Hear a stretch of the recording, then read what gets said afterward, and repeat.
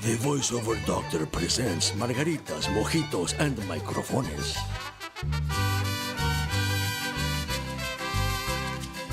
Viva el voiceover doctor.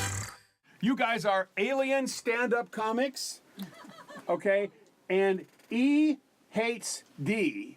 And you're appearing before a whole new planet of people you have just conquered. If they don't laugh, they will die. Ah, hej! Ja, eller och dancing kronda! Torek Flervio, vår agna tag naughty. Jane, så det blev sin kuz, boboji. Natti for yeah, på dagen hittag, pidgin fagler.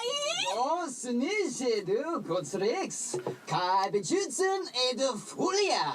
It's awesome. I think I almost feel like I'm watching third world TV already. It's very good.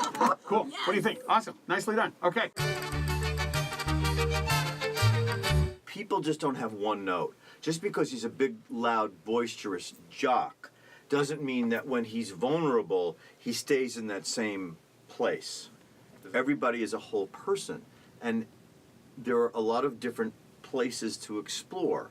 Just because he's a loud jock does not mean that he doesn't have vulnerability or a sense of humor or fear or any of that. In fact, it might be that he has more fear than other people. He's just learned to mask it and cover it better. It's a pursuit to find and understand that if you just do the surface note, and when they give you the definition of a character and description, if you just live in that place, you're not, and you don't go any deeper, nothing happens. Nothing can happen.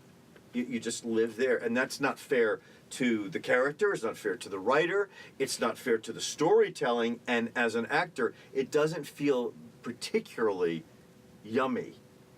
And that's what I mean about failing, is you don't owe every single thing you do isn't a success, but what you get from the lack of success, the information you get from not getting it immediately is, oh, that didn't occur to me.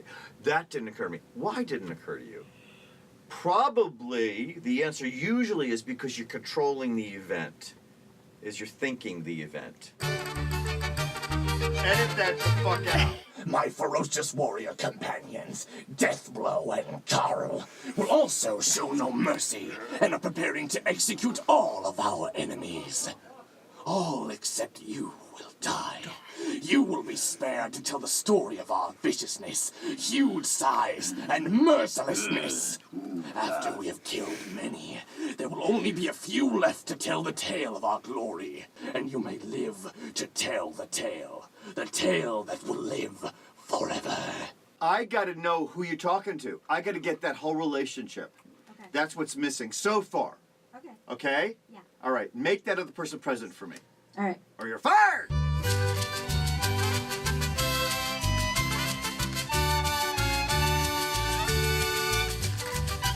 This would be the time to ask any questions that you have if you didn't cover it in the class. So, Ed, go ahead. This one is primarily for Charlie.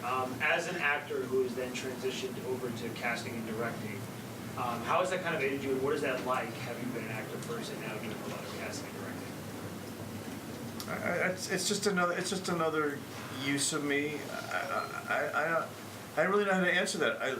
I love being directed by good directors, or what I think are directors. I like my game to be raised. I like somebody showing me something I didn't think or know, and somebody pointing me someplace. I like trying things on that I didn't think of, or even things on that I disagree with. So I love directing because I feel that actors have a particular language, which we talked about, which I think is an emotional language. It's not an intellectual language, and I'm a very emotional person. I guess you guessed that. And so it was a natural transition for me. Casting isn't as exciting for me, although I love finding new people and I love coming up with ideas. It is less thrilling for me. I won't cast something that I don't direct. I don't get hired to just cast. I generally don't do that because it doesn't feel complete to me. It's okay. That's like raising a kid and then handing them off. That's yeah. That's a good analogy. It's not. It feels very empty. Because I feel the same. Yeah. So did that answer your question? I have no idea what you asked. Sure. I'm so sorry. Well, I think you know, it's interesting that you say, you're an emotional person, and obviously we did get a good helping of that tonight. But what I always try to convey to people is, you're going into the business of emotions, and here's a guy, and over here too. These guys have been doing this for so long, and they are very. You noticed it tonight. They're very emotional people, and they react to things. They react to things immediately. And that's what they're asking you guys to do all the time. And that's what, when I'm working with people like you, that's what I'm always asking you to do, is just react and act and then react and act and react. And it's basic acting. And a lot of times people think that because I'm behind a microphone, I have to do this voice and I have to do this character and shit like that. And you learned tonight that it's not just that. It's acting, and you just happen to be in front of a stick. And it just happens to be there. But it's everything. Again, here's a guy, both of these guys, you started out in the radio and went more in that way. He started out in the theater, but they both started out in these different mediums, and they're all using the same type of thing. Okay, the same. I think the idea of reacting is very important. I think that's true. We were talking about earlier that it's a muscle that you really do develop. I think we talked about just basically that these are muscles that you really have to keep working on. Yeah. And you have to sort of leave the idea of analysis at the door. Emotionally analyzing is something very different than intellectually analyzing. And I do want to point out that I wear my nuts on my lap. Where do you find, because I know animation's very competitive, and if you have an agent and they have a good animation department, it's hard to break in. Where do you cut your teeth on learning animation? You can pull commercials from like Voices123, Voices.com, you can get online. Where do you get to cut your teeth? Do you approach students that are in animation at a college, and where do you just find where you cut your teeth on this stuff? It's acting. Where do you cut your acting chops in the absence of having a job? You continually find ways to work. The closest thing to this, in my opinion, its skill set is improv. Character creation, spontaneity, listening, reacting, staying tuned. I didn't know crap from Christmas, and I'm not sure I do now, what the hell animation was. I was not a fan of animation. I didn't give a good shit about it growing up. It was not my thing. It interested me not. I didn't think ill of it. I didn't think of it. I was a nut. My work in New York was in the theater, was commercials, were improv companies. Was whatever came my way. I didn't think that it was one thing. So it's very hard for me to think, and I might not be giving you good information, or certainly complete information, because maybe that is the way that things work now, is that it's so segmented, you have to cut your teeth somewhere. I just think if you want to be an actor in any medium, be a fine actor, whatever that is. Every single medium you go to has a different skill set. When you go on a movie set, it's a different style, but it's still the truth, and it's still acting.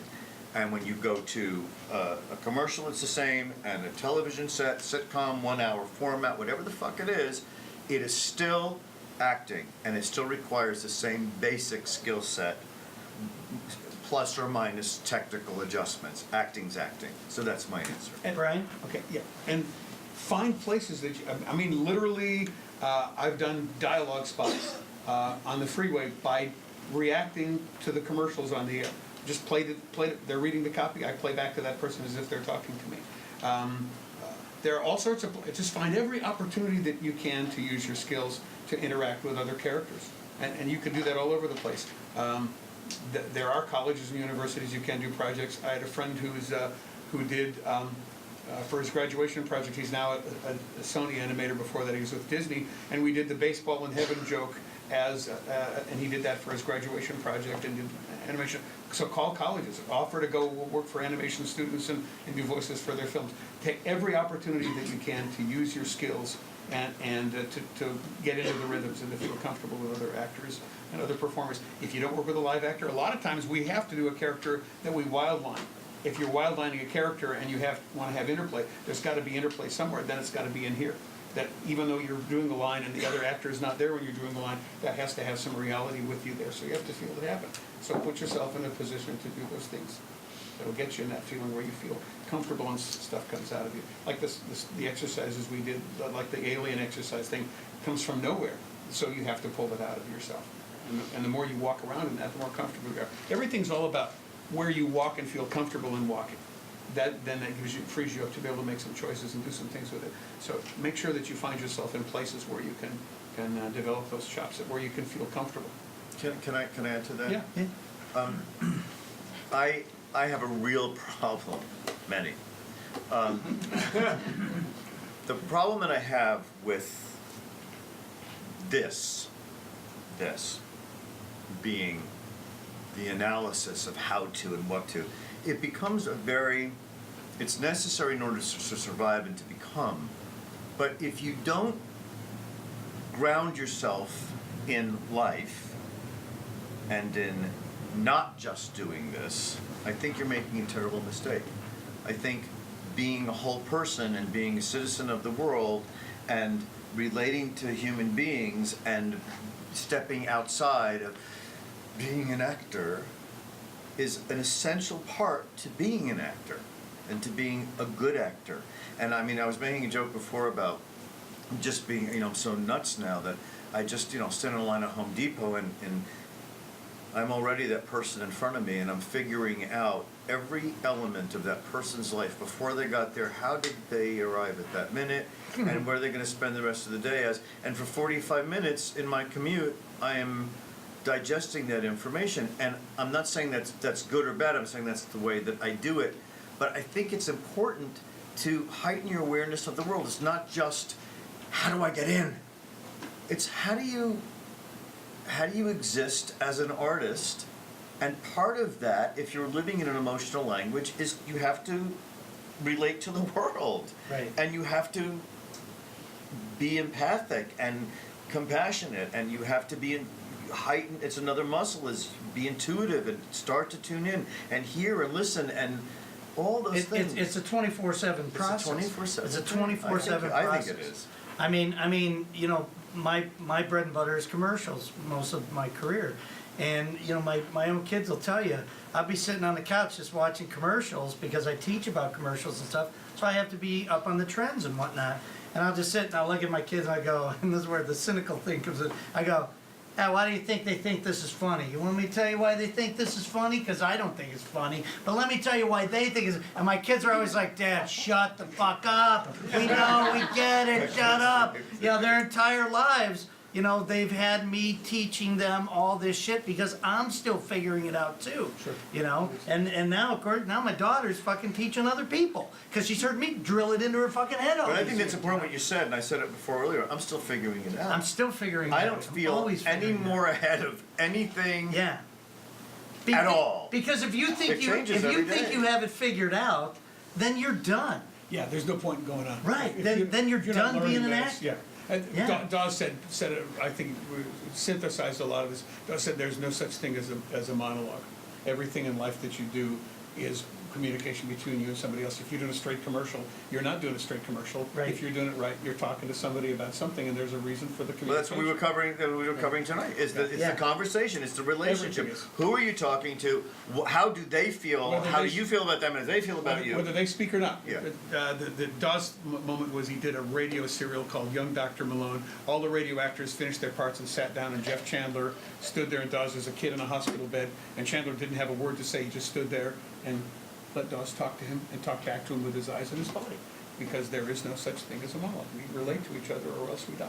That's right. So, something I've taught over the years too is, there's a lot of teachers out there that say ignore punctuation, don't worry about punctuation. I'm the opposite. I think punctuation is very important in a script, and in my opinion, wherever you see punctuation, somebody should be reacting to you in your head. Somebody reacts to you, because in a conversation, a comma and all those things that are there, if you were having a conversation, chances are somebody was going, oh yeah, or what? or whatever, but they're reacting in some way, and that's something that they, and I've heard these guys say it to you tonight, that you need to create in your own head. You need to create that reality, otherwise, no, you're just reading it. If there's nobody You're just there, reading it. if there's Yeah. nobody there, then the audience will know that. Can I translate that? Otherwise, it's Judy. That's it. Well, yeah, you can say that, yeah. How do you kind of diversify your character repertoire if you're constantly relying on your instincts, which might tell you to do one thing, but you kind of want to explore a character and take it in a different direction, where you might have to think a little bit more? I like characters, and I like character voices, and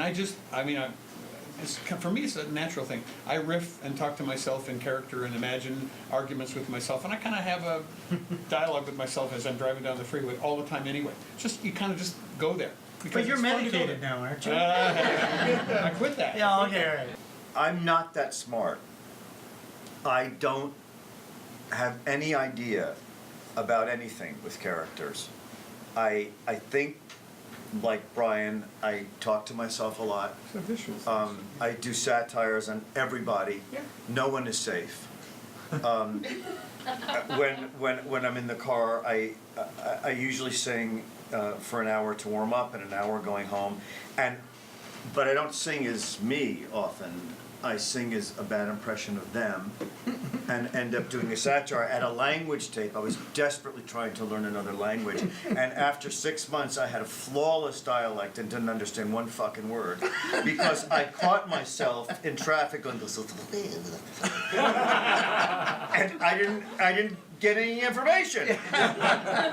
So maybe there's just this monkey nature that kicks in. I don't know. I don't really think about it.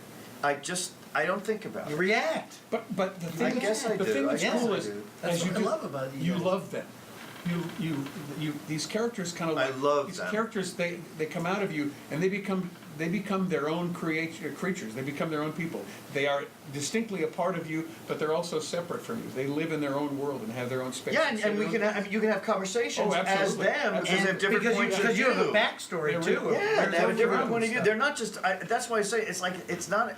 I don't consider them voices. I know there are people in the world or in our own business who think we're carny folk, and maybe we are. They just drive better cars than our carny folk. But I really do think there is, for me, there is a great, and for Brian, all of us, there's this great joy in playing.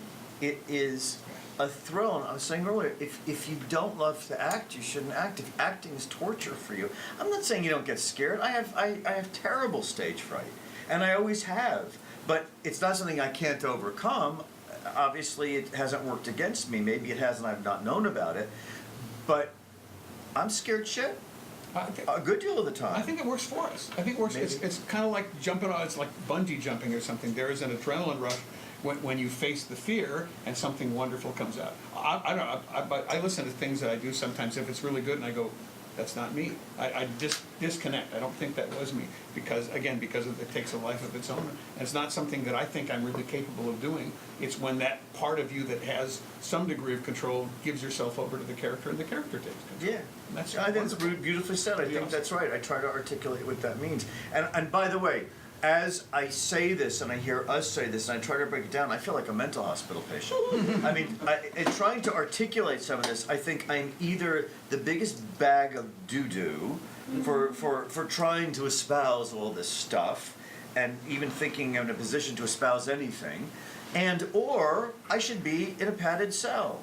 Because none of this really fits in particular to anything except in the world that I understand and that I inhabit and that I, in many ways, have created for myself.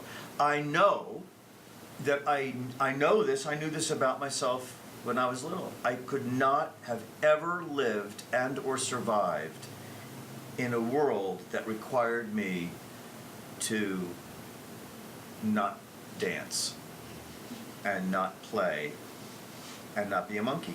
But see, I think that's why Couldn't do it. I think that's I'd be why dead. people like you and a little bit me maybe are successful. I think that's why you're as successful as you are, you guys, because you don't do it to try to get something out of it.